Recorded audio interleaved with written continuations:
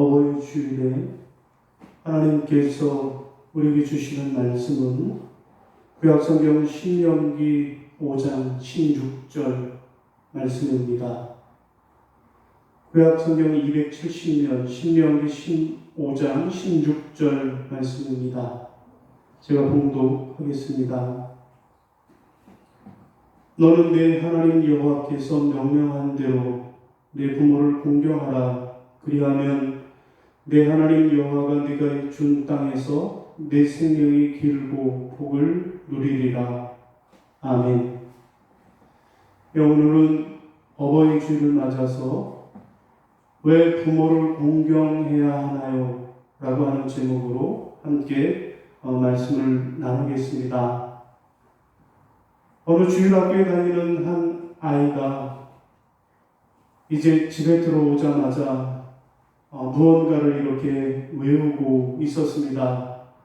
아빠가 궁금해서 귀를 기울여 보니까 10계명을 외우고 있었습니다.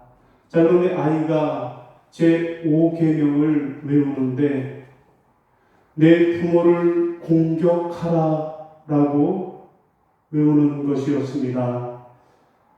아빠는 아이에게 물었습니다. 왜 공격이라고 하니 공격이 아니고 공경이란다 라고 바로잡아 주었습니다. 자, 그러자 아이는 아빠한테 아빠, 그런데 공격이라고 하는 말과 공경이라고 하는 말의 차이는 뭐예요? 그러자 아빠는 이렇게 설명을 합니다.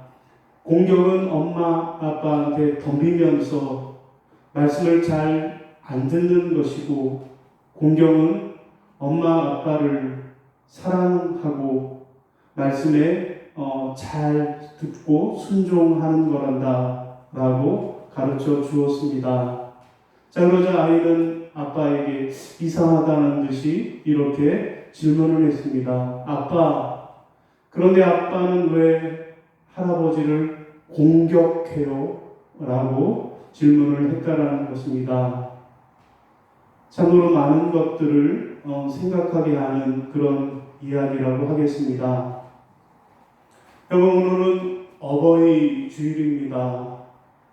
그런 어버이 주일을 맞아서 우리는 왜 부모에게 효도해야 하는가 라고 하는 것을 생각해 보아야 할 것이라고 하겠습니다. 여러분, 시대가 점점 변함에 따라서 우리나라의 국민들의 부모 봉양에 대한 의식이 변화되고 있습니다. 다시 말해서 늙으신 부모를 꼭 자식이 모셔야 한다라고 하는 이런 전통적인 의식이 점점 사라지고 있다라는 것입니다. 자, 지난 4일 한국보건사회연구원과 서울대 사회복지연구소에서 2019년 한국복지패널 기초분석보고서라는 것을 발표했는데, 이 조사에 참여한 10가구 중에서 4가구가 부모 봉양이 꼭 자녀만의 책임은 아니다 라고 생각하는 것으로 나타났습니다.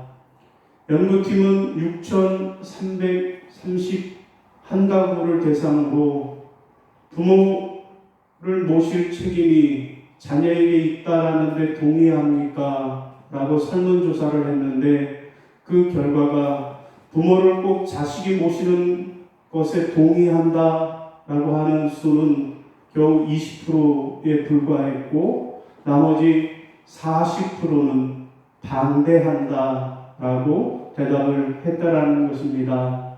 저는 참고로 10년 전에도 똑같은 질문을 해 보았는데, 그때는 부모 봉양을 자식이 해야 하는 것을 반대한다 라고 하는 것이 30%였다라는 것입니다. 그러니까 10년 만에 10%가 더 늘어나는 결과가 되었다라는 것입니다. 이처럼 우리 사회의 부모 봉양에 대한, 부모 공경에 대한 의식이 점점점 사라지고 있는 것을 보여주는 그러한 씁쓸한 조사라고 하겠습니다. 자, 오늘 본문 말씀은 무슨 말씀입니까? 내 부모를 공경하라 라는 하나님의 말씀입니다. 여러분, 하나님은 이스라엘 자손들을 출애굽시키시고 또 모세와 시내산에서 그렇게 언약을 맺으십니다.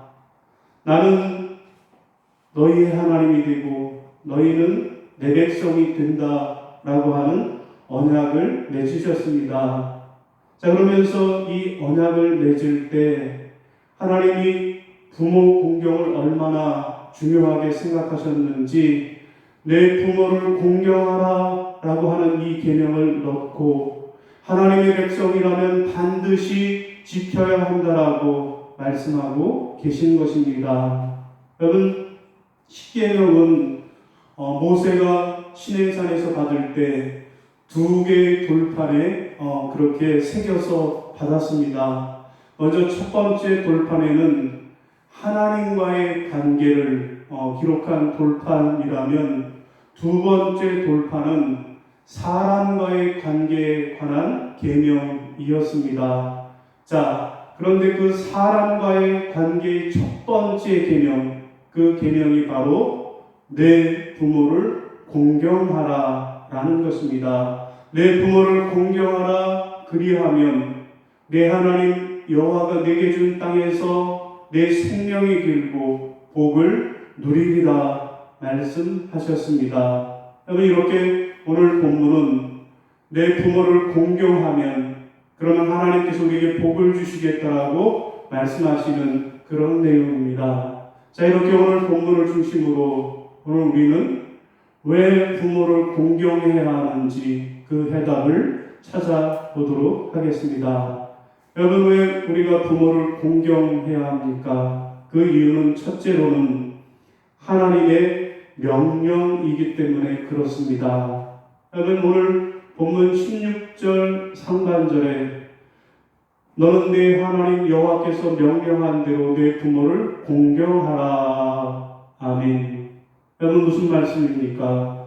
우리가 부모를 공경해야 하는 그 첫 번째 이유는 하나님의 명령이기 때문이다 라는 말씀입니다.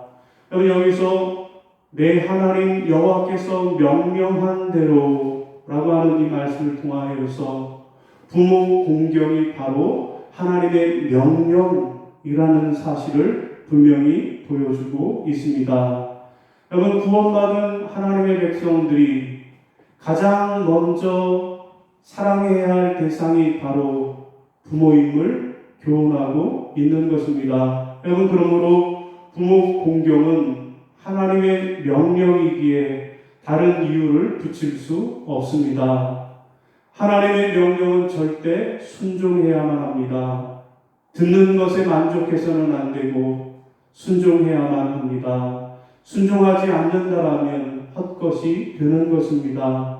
우리가 드리는 예배, 우리가 드리는 기도, 우리가 드리는 모든 봉사와 충성과 헌신이 다 헛된 것이 되는 것입니다.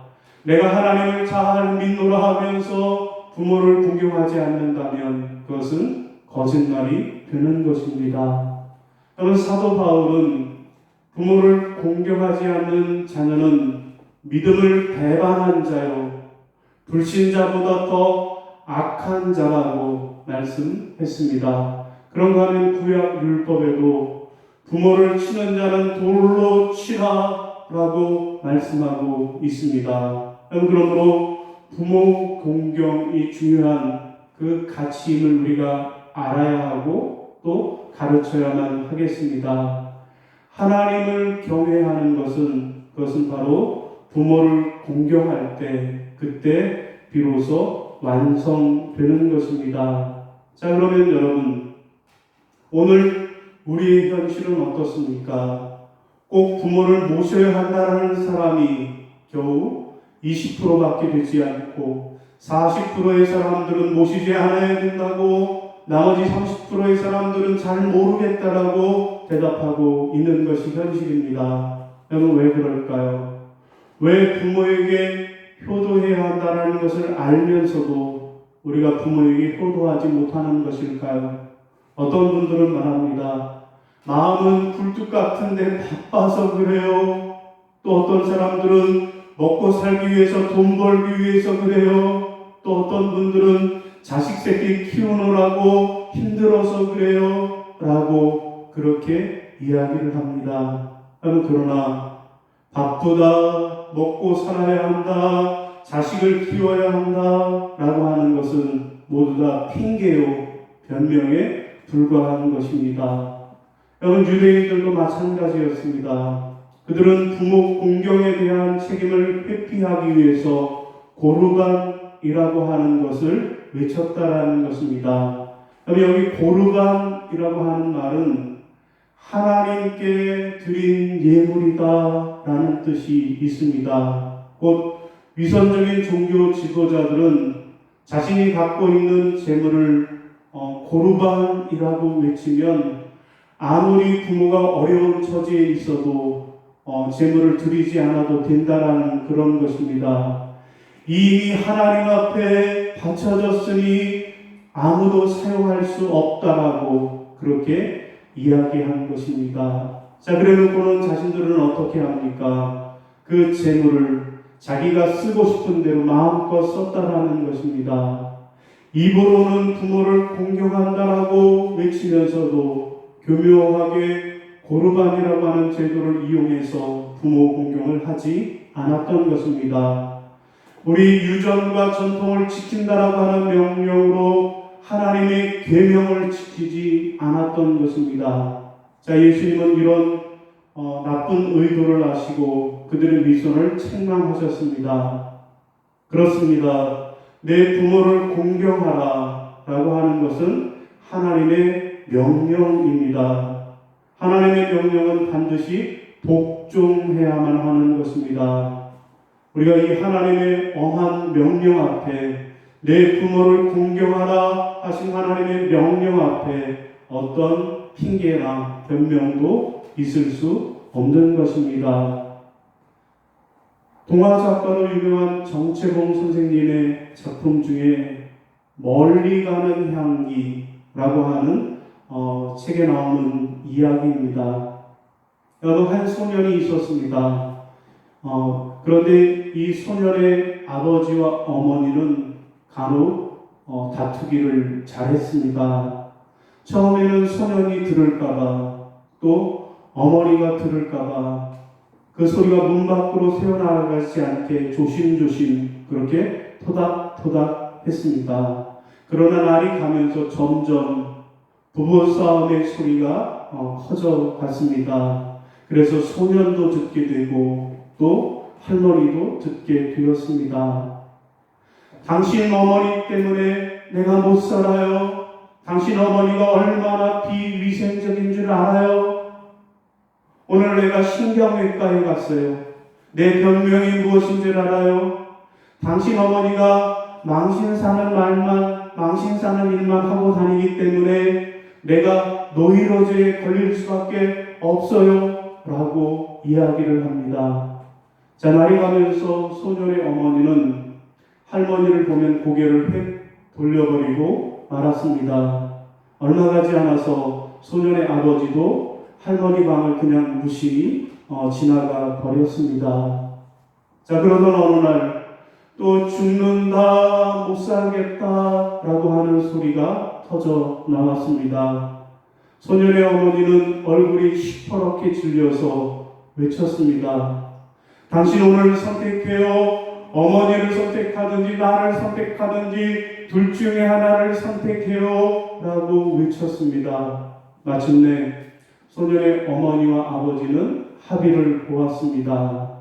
그 합의는 낙엽이 우수수 떨어지는 날 온 식구들이 그렇게 달려들어서 이삿짐을 싸기로 한 것입니다. 자, 아버지는 상자를 묶고 있었고 어머니는 고무장갑을 끼고 그렇게 거들었습니다.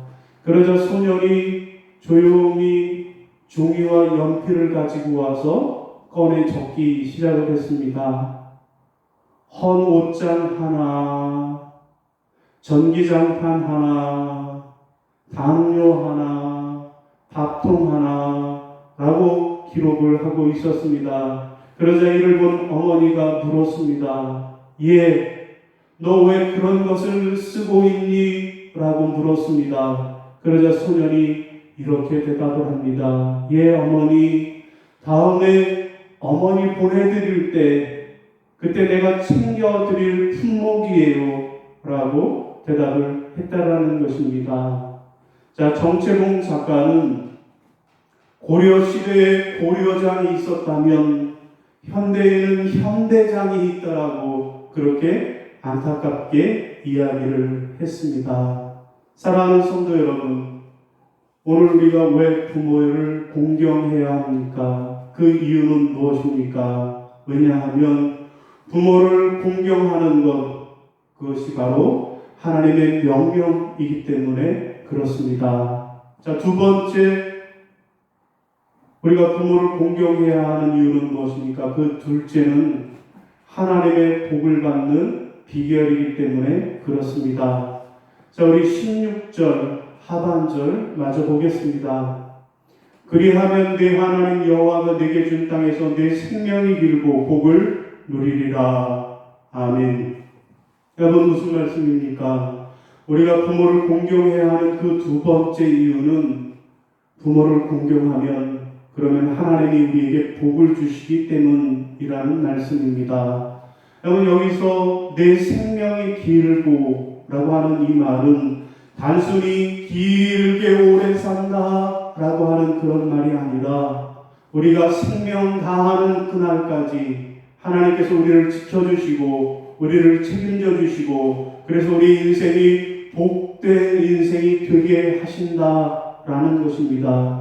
여러분, 세상에도 믿지 않는 사람들도 오래오래 사는 사람들이 있습니다. 그러나 오늘 우리가 구원받은 하나님의 백성으로 부모에게 공경하면 하나님께서 우리에게 이 땅의 삶을 책임져 주시어서 그야말로 복된 삶, 형통한 삶을 살게 해 주신다라는 그런 말씀입니다. 여러분, 그러므로 우리가 계산을 해서 그래서 부모를 섬기는 그런 마음이 아니라 순수한 그러한 마음으로 부모를 공경해야 할 것입니다. 그럴 때 하나님께서는 우리가 하는 일에, 우리 손으로 하는 모든 일에 복을 주시고 또 우리로 하여금 오래오래 살도록 축복해 주시는 줄로 믿으시기를 바랍니다. 여러분, 성경에도 보면 부모를 공경해서 부모 공경을 잘해서 복을 받은 사람들이 있습니다.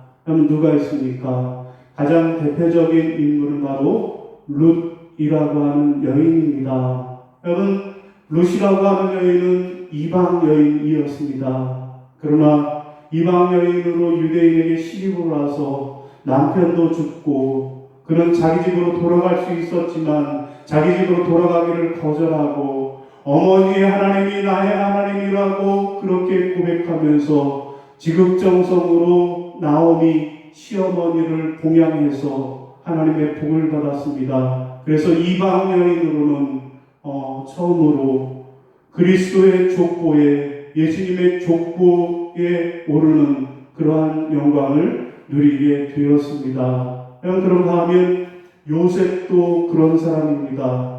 여러분, 요셉은 어려서부터 부모님의 말씀에 순종했고 또 부모님이 돌아가신 후에도 그 말씀대로 그들의 유고를 수습해서 고향 땅으로 그렇게 모셔오기도 했습니다. 이렇게 부모에게 효도하고 순종함으로 그는 애굽의 총리라고 하는 하나님의 복을 받았습니다. 그런가 하면 다윗도 그렇습니다. 여러분, 다윗도 어렸을 때부터 부모 말씀에 순종을 했습니다. 그래서 전쟁터에 나가 있는 형들에게 그렇게 도시락을 갖다 주는 그 일에 순종하였던 것입니다. 그 결과로 다윗도 이스라엘의 위대한 임금이 될 수 있었습니다. 여러분, 그렇습니다. 부모를 공경할 때 그 자녀는 하나님의 복을 받아 영과 육이 잘 됩니다. 그러나 부모를 경히 여기고 부모를 소홀히 대하면 저주받는 길이며 가장 어리석고 미련한 행동이 될 것입니다. 그러므로 말씀에 순종하여서 부모 공경을 잘하시기를 바랍니다. 그래서 하나님이 주시는 복을 받아서 하는 일마다 잘 되고 이 땅에서 장수의 복을 받아 누리는 여러분이 다 계시기를 주님의 이름으로 축원합니다. 여러분, 조선의 노래자 농암 이현보 선생은 춘주 목사로 봉직하던 때 에일당이라고 하는 정자를 지었답니다.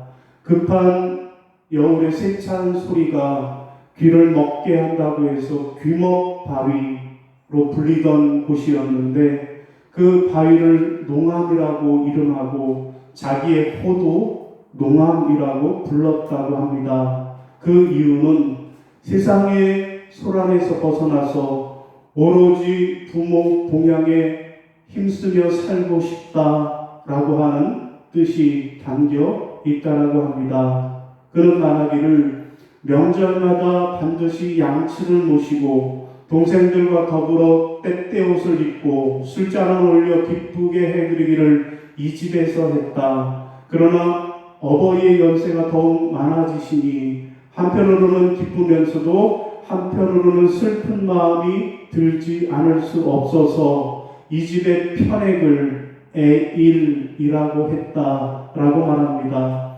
우리가 부르는 어버이의 마음이라고 하는 노랫말은 양주동 박사가 지은 것인데 이 농암 이현보의 이 은중경을 요약한 것이라고 합니다. 여러분, 농암은 81살이 되었을 때 그때 이 에일당을 중건하고 그리고 그 뜻을 에일이라고 하는 그렇게 편액을 지었는데 그 뜻을 모르는 사람들이 의아하게 생각을 했다라는 것입니다. 그러자 농암은 이렇게 대답을 했다고 합니다.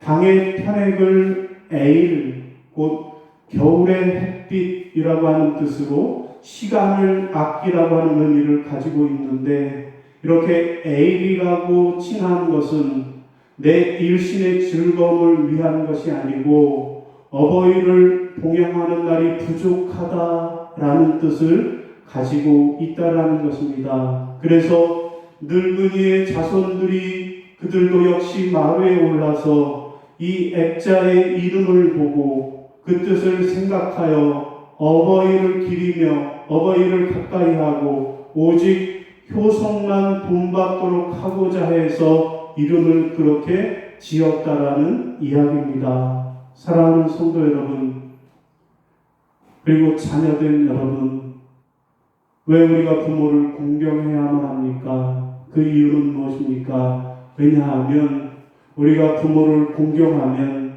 그러면 하나님의 복을 받는 비결이 되기 때문에 그렇습니다. 자, 오늘 말씀을 정리하겠습니다. 오늘 본문은 우리에게 내 부모를 공경하라 말씀하십니다. 여러분, 오늘같이 바쁘고 분주한 세대를 사는 우리가 왜 부모를 공경해야만 합니까? 그 첫 번째 이유는 부모 공경이 하나님의 명령이기 때문이고, 두 번째 이유는 부모를 공경하면 하나님께서 우리에게 복을 주시기 때문입니다. 사랑하는 성도 여러분, 그리고 자녀된 여러분, 따라ගෙන 여러분 모두가 여러분의 부모에게 효도하고 공경하셔서 그래서 하나님이 주시는 놀라운 축복의 주인공들이 다 되시기를 주님의 이름으로 축원합니다. 기도하겠습니다. 내 부모를 공경하라 말씀하신 하나님, 오늘 우리가 어버이 주일을 맞아 내 부모를 공경하라고 하신 하나님의 말씀에 순종하여 그래서 우리의 부모에게 효도를 다하고 우리 부모를 공경하는 자녀들이 되게 하여 주옵소서. 그래서 하나님이 주시는 이 땅에서의 놀라운 복을 받아 하는 일마다 잘되고 장수하는 복을 받아 누리게 하여 주옵소서. 감사하오며 우리 주 예수 그리스도 이름으로 기도하옵나이다. 아멘.